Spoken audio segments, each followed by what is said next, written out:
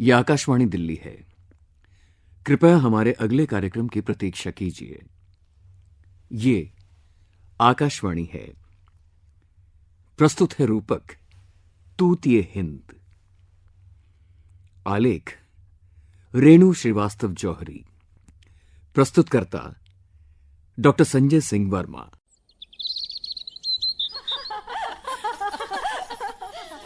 मुझे भरने दो पहले। सखी मुंह को पहले दे दो। अरे जो भी भरना है भरे, सूरज सर पे चढ़ाया है, जल्दी करो। वो आवेता शादी होए। अच्छा। वो आवेता शादी होए, उस बिन दूजा और न कोई। अच्छा, निको लागे वाके बोल। ए सखी साजन ना सखी ढोल। ए सखी देख तो, वहाँ को है? कहाँ? अरे सखी, यो तो खुसरो है। खुसरो? हाँ हाँ, ये खुसरो है। हाँ। जो झट से कवित का है, दोहे कड़े है, पहेलियां बुझावे है। बहुत प्यास लगी है, गला बिल्कुल सूखा जा रहा है। अरे ये तो पनघट है। चलो, खुदा का शुक्र है, चलकर प्यास बुझाऊं। हे बीबी, जरा पानी तो पिलाओ। तुम खुसरो हो ना? हाँ हूं तो। हाँ तो पहले कोई दोहा या कवित सुनाओ, तब पानी मिलेगा। हाँ हाँ, झट से खीर पर कुछ कहो तो। ना ना, तुम चरखे पर कहो। अजी, तुम ढोल पर कुछ कहो तो बात बने। मैं कहती हूँ तुम कुत्ते पर ही कुछ कह डालो। सख्त मुश्किल है, सख्त मुश्किल। खीर पकाई जतन से चरखा दिया चलाए, आया कुत्ता खा गया, तू बैठी ढोल बजाए। ला अब पानी पिला। अमीर खुसरो एक कवि, एक शायर, एक सूफी, एक सिपाही, दरबारी और दार्शनिक भी, इतिहासकार और संगीतज्ञ भी। फूल खिले बगियन में, आमद फसले बहार, चंपा चमेली गुलाब झूम रहे डर डर, साकी बिने जामे में खुसरो वदर कुए यार, फूल खिले फूल खिले फूल खिले बगियन में। समाज की भाषाई बंदिशों और मजहब की दीवार को गिराकर अपने कलम को नई रोशनाई देने वाले अमीर खुसरो ने बहुत लिखा और बहुत खूब लिखा। हिंदुस्तान के अजीम शायर मिर्जा गालिब, जो किसी को अपने मेयार का नहीं मानते, खुसरो के आगे सर झुकाते हैं। गालिब मेरे कलाम में क्यों कर मजा ना हो, पीता हूं धोके खुसरो ए शीरी सुखन के पांव। आधुनिक भारतीय भाषा विभाग लखनऊ के पूर्व अध्यक्ष प्रोफेसर सूर्य प्रसाद दीक्षित। खुसरो ने मध्य देश की मिलीजुली संस्कृति, अवध से लेकर ब्रज तक की जो संस्कृति है, उसको अपने साहित्य का मूल विषय बनाया था। मूल रूप से वे प्रेम का संदेश देते हैं, तो तसव्वुफ या सूफी मत का बड़ा चटकीला गहरा रंग उनके ऊपर था, और साथ ही हिंदू विचारधारा, हिंदू प्रेमाख्यान या हिंदू दर्शन का भी। उसका कारण ये है कि ये तुर्क पिता और ब्रज के निवासी माता के पुत्र थे, यानी मिलीजुली संस्कृति। चिश्त नगर में निजाम प्यारा, ख्वाजगान में राज दुलारा, ख्वाज हेरी सके धन बाग के, जिन्होंने पायो महबूब प्यारा, चिश्त नगर में निजाम। जामिया मिलिया इस्लामिया के प्रोफेसर शहपर रसूल। उनकी शख्सियत बहुत ही मुतनव्वो थी, उसके बड़े पहलू थे। और जहाँ तक हिंदी, उर्दू, रेख्ता इसका जिक्र होता है, तो उसके तो वो बानी थे एक तरह से। उसकी नींव उन्होंने रखी। बुनियादी तौर पे वो फारसी के शायर थे और फारसी ही में उन्होंने बहुत किताबें लिखी, नस्र में भी, शायरी में भी। लेकिन उन्होंने एक तजुर्बा किया, और तजुर्बा उन्होंने ये किया कि फारसी और ब्रज भाषा या हिंदुस्तान की जो और बोलियां थी उनको मिलाकर उन्होंने एक नई चीज पैदा करने की कोशिश की और वो पैदा हुई। हिंदवी तो वो उसके पहले आदमी थे। उनके बहुत से अशार ऐसे हैं जिसमें एक मिसरा फारसी में है, एक मिसरा हिंदुस्तान की जो लोकल बोली है उसमें है। ज़हाले मिसकी मकुंत गाफुल दोराए नैना बनाए बतियां किताब हिजरा न दार में जा न ले हो काए लगाए छतियां। अबुल हसन यमीनुद्दीन खुसरो 1253 में एटा जिले के पटियाली नामक छोटे से गांव में पैदा हुए। इनके वालिद अमीर सैफुद्दीन महमूद मध्य एशिया के लाचीन कबीले के तुर्क सरदार थे। चंगेज खां की बर्बरता से किसी तरह बचते बचाते हिंदुस्तान आए। इमादुल मुल्क की बेटी दौलतनाज से शादी करके यहीं बस गए। बचपन से ही खुसरो बहुत ज़हीन और शेरो शायरी के शौकीन थे। जब मैं 5 बरस का था, मेरे दूध के दांत भी नहीं झड़े थे, तब भी शेर ऐसे निकलते थे जैसे मोती झड़ रहे हों। अच्छी तालीम और तरबियत के लिए इनके वालिद इन्हें सूफी चिश्तिया खानदान के मशहूर सूफी निजामुद्दीन औलिया से मिलवाने उनकी खानकाह पर ले गए।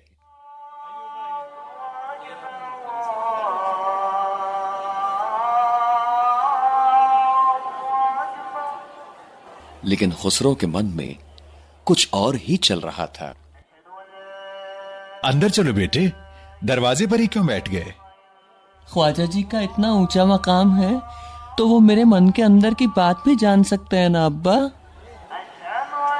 इसके आगे का वाकया दरगाह निजामुद्दीन औलिया के सूफी सैयद नाजिम अली निजामी कुछ यूं बताते हैं। ये हुआ कि जब खानका आई हजरत निजामुद्दीन औलिया साहब की, वो बाहर बैठ गए।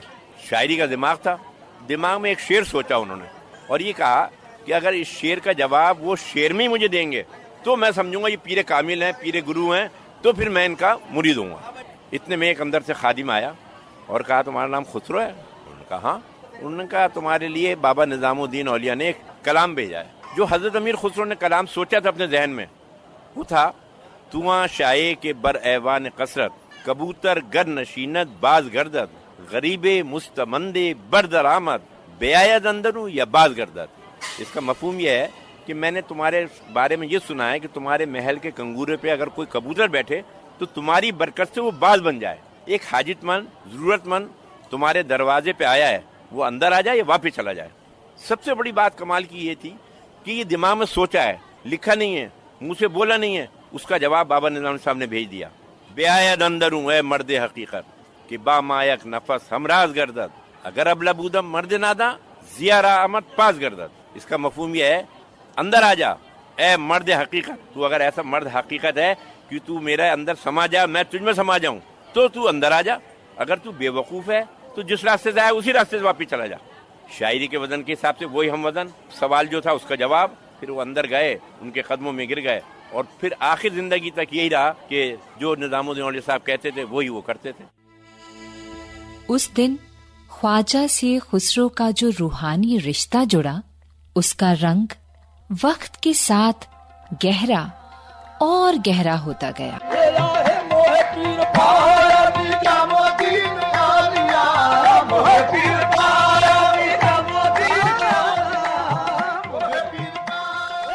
इस रूहानी दुनिया से इतर खुसरो की हकीकत की दुनिया कुछ और भी थी, जिसमें थे तीर तलवार, लाव लश्कर, दरबार सरकार।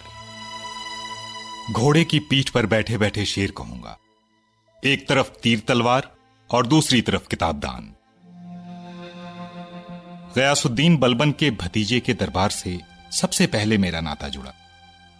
2 बरस वहां रहने के बाद मैं उसके चचेरे भाई बुगरा खान के पास पंजाब आ गया। फिर जब शहजादे सुल्तान मोहम्मद को मुल्तान का गवर्नर मुकर्रर किया गया तो उसके साथ मुल्तान आ गया।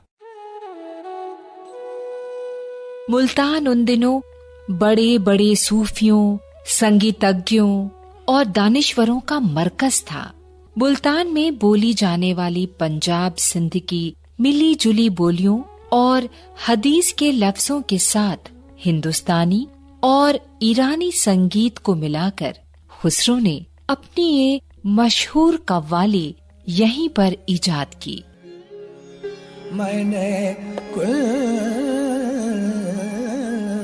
तो मौला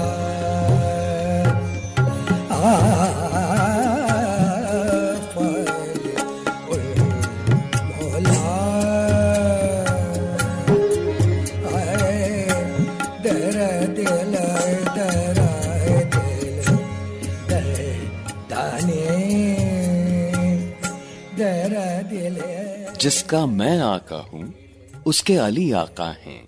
संगीत खुसरो के रग रग में था।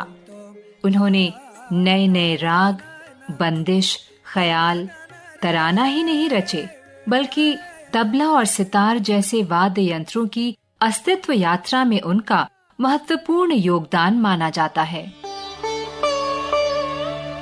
खुसरो की परंपरा से संबंधित दिल्ली घराने के संगीतकार इकबाल अहमद खां दहलवी।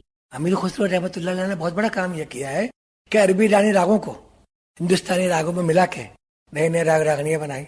बहुत मिसालें आपकी। और हिंदुस्तानी रागों के कंट्रास्ट पे बहुत से राग बनाए।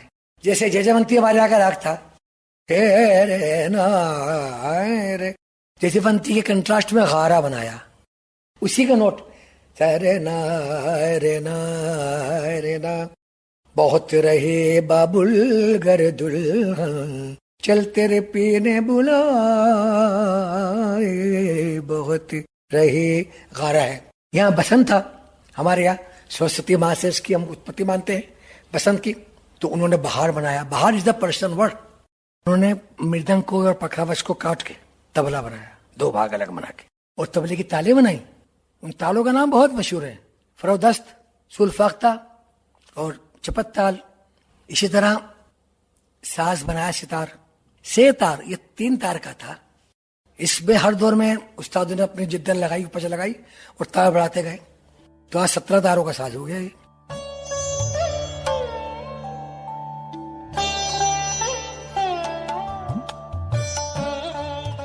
खुसरो ने मौसीकी को खुदा की अकीदत का एक जरिया माना और दुनिया को कव्वाली से रूबरू करवाया। आज भी रोज शाम को उनकी दरगाह पर इसके रंग ऐसे ही बिखेरे जाते हैं।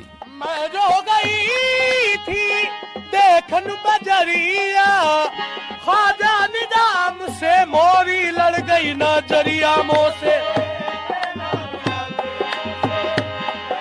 नैना मिला के मोसे, नैना मिला के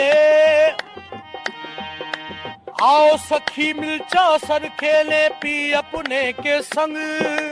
आओ सखी मिल चौसर खेले पी अपने के संग।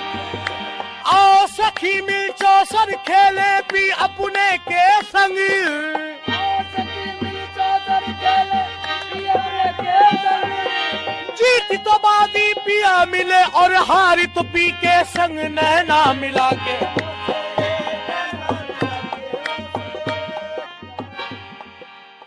खुसरो ने यहाँ के लोगों को, उनके रहन सहन, रीति रिवाजों को बारीकी से देखा, महसूस किया और मन को छू लेने वाले ऐसे ऐसे गीत लिखे जो आज भी गांव की चौपालों में पनघट के गीतों में झूम झूम के गाए जाते हैं।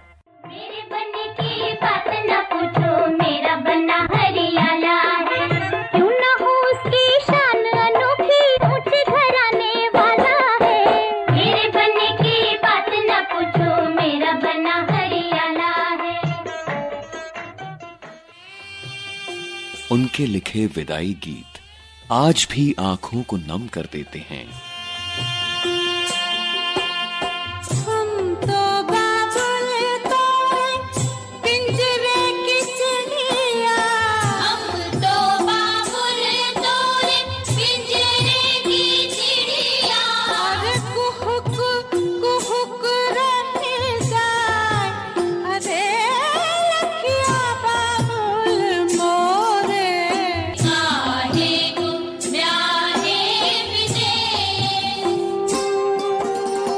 खुसरो के लिखे ये गीत, कवित्त, दोहे, पहेलियां, मुकरियां आम जनमानस की भावनाओं की आत्माभिव्यक्ति ही नहीं वरन हिंदी साहित्य को भी समृद्ध करते हैं। प्रोफेसर सूर्य प्रसाद दीक्षित। साहित्य क्षेत्र में संगीत के अतिरिक्त एक बहुत बड़ा योगदान है खुसरो का, और वो है गजल का आविष्कार।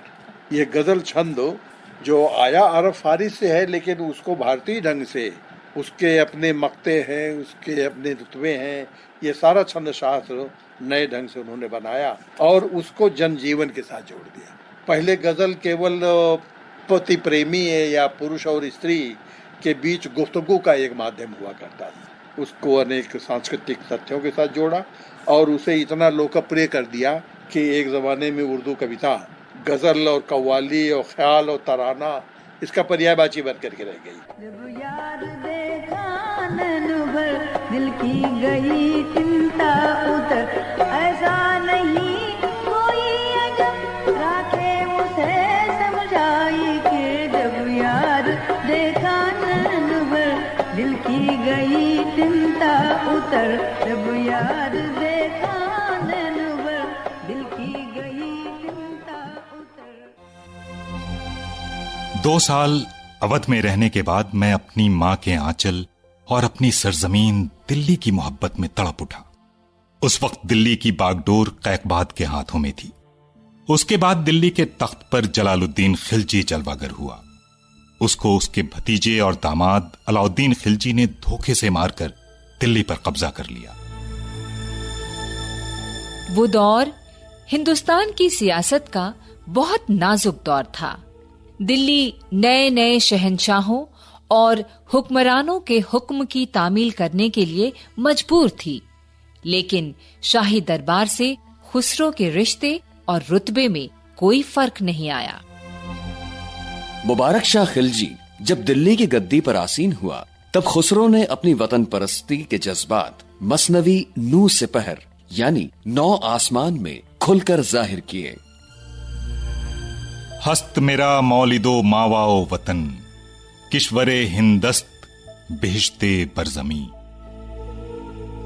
हिंदुस्तान खुसरो के दिल में था। होली, दिवाली, बसंत उन्होंने सिर्फ लिखा ही नहीं, जिया भी।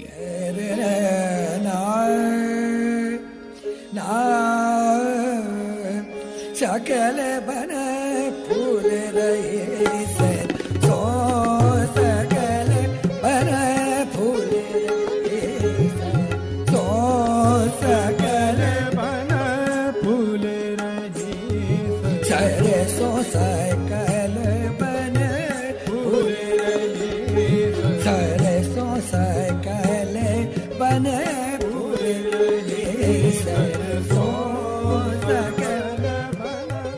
दरगाहों में बसंत परंपरा खुसरो की ही देन है। दरगाह निजामुद्दीन औलिया के सूफी सैयद नाजिम अली निजामी। बात ये थी कि हजरत निजामुद्दीन साहब के एक भांजे थे, हजरत ख्वाजा तकीउद्दीन नूह। अचानक उनका जवानी में इंतकाल हो गया। बचपना ही था, जवानी भी नहीं। निजामुद्दीन साहब को उनका बड़ा गम था और आपके ऊपर एक आसूदगी और रंज का इजहार हो रहा था। यहाँ तक कि तारीख कहती है कि 6 महीने तक आप मुस्कुराए नहीं थे। वो 6 महीने बाद जो मुस्कुराहट आई वो हजरत अमीर खुसरो की वजह से आई। हजरत अमीर खुसरो के दिमाग में एकदम आई कि मैं अपने पीर को खुश क्यों नहीं कर सकता। तो आपने फौरी तौर से रंगीन कपड़े पहने, साफा वाफा बांधा और गले में ढोलक डाल के बसंत के ऊपर कुछ शेर कहते हुए हजरत निजामुद्दीन साहब के रूबरू आ गए। तो हजरत निजामुद्दीन साहब ने देखा हजरत अमीर को क्या अजीब रंग में, ये तो बड़े ठाट बाट से शाही प्रोग्राम करते थे, बड़े साफ सुथरे नुख्ते, या ये रंगीन कपड़े पहन के गले में ढोलक डाल के क्या गाते हुए आप। तो आपके चेहरे पे मुस्कुराहट आ गई। तो वही रस्म आज 715 साल हो गए हजरत निजामुद्दीन साहब को पर्दा किए हुए। हिंदुस्तान पाकिस्तान की तमाम खानखाओं में ये बसंत का त्यौहार मनाया जाता है।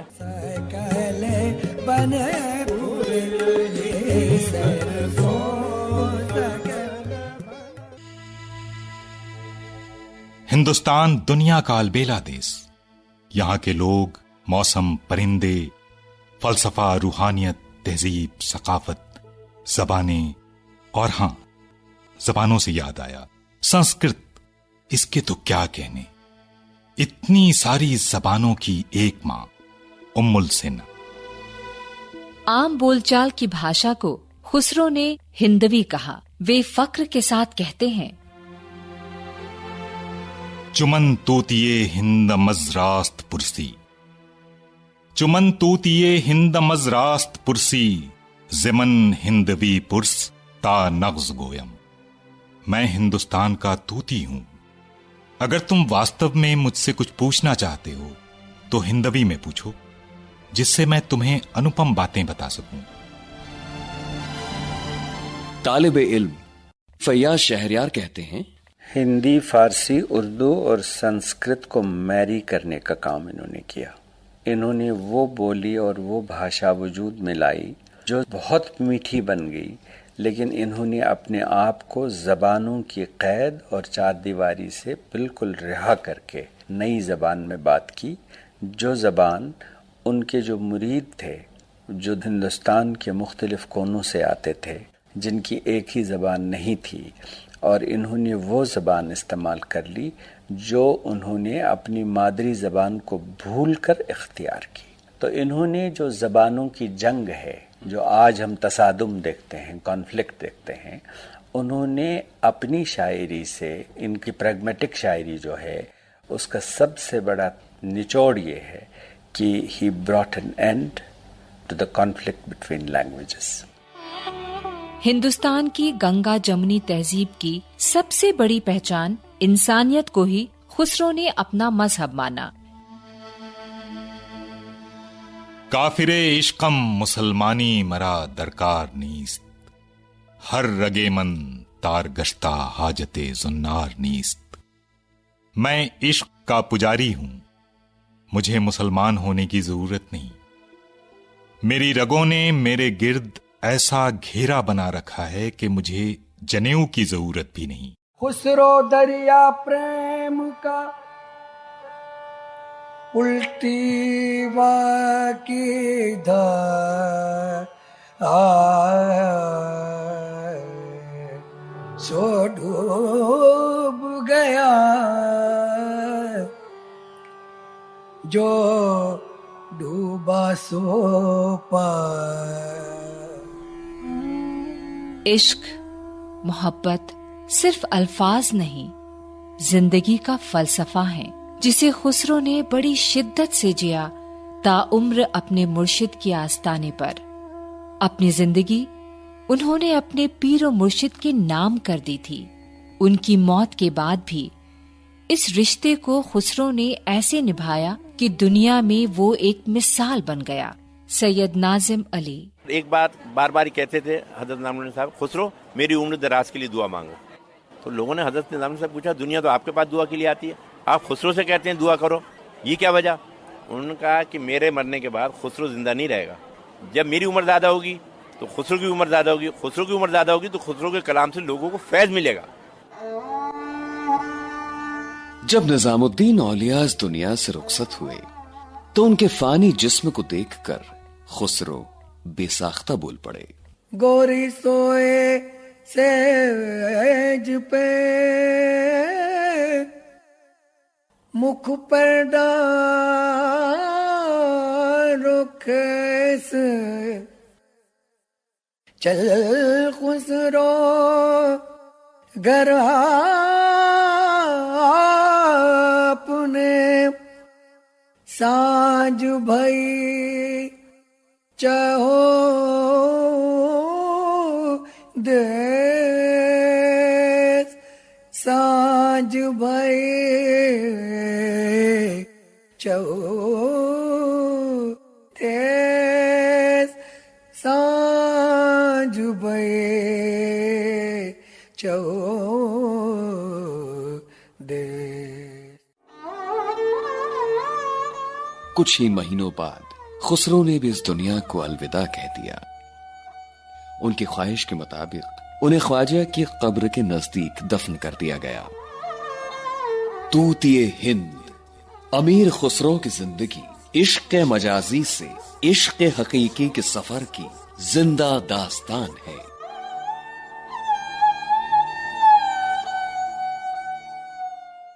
अभी आप रूपक तूतिए हिंद सुन रहे थे।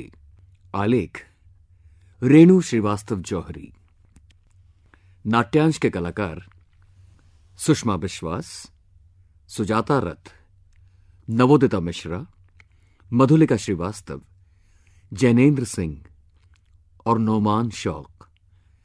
वाचक स्वर राजश्री त्रिवेदी और मनोज माइंडकर। स्वरांश सहयोग उस्ताद इकबाल अहमद खां साहिब, दिल्ली घराना। प्रस्तुति सहायक हरदीप सिंह और नीरज कुमार सोनी। प्रस्तुति सहयोग नवोदिता मिश्रा। प्रस्तुतकर्ता डॉक्टर संजय सिंह वर्मा। केंद्रीय हिंदी रूपक एकांश द्वारा निर्मित यह कार्यक्रम आकाशवाणी के दिल्ली केंद्र से प्रसारित किया गया। आपको यह कार्यक्रम कैसा लगा? आप अपनी प्रतिक्रिया हमें ईमेल आईडी chfu76@gmail.com पर दे सकते हैं। ईमेल आईडी एक बार फिर chfu76@gmail.com।